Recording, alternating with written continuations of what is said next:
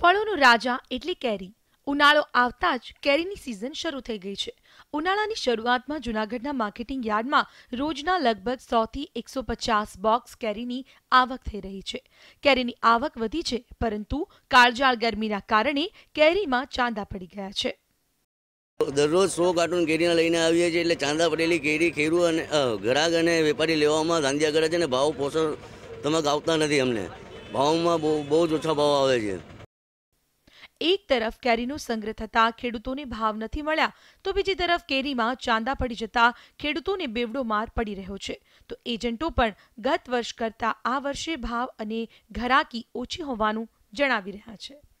ગયા વર્ષે શરૂઆતમાં કેસર કેરી 250 થી 300 રૂપિયા કિલો વેચાતી હતી, જે નોટબંધીની હિસાબે આ વર્ષે 150 રૂપિયા કિલોમાં પણ ઘરાકી નથી. અને આ વર્ષે અત્યારે ભાવ કેસર કેરીના રિટેલમાં 50 થી 80, 100 રૂપિયા સુધી કિલો વેચાય છે.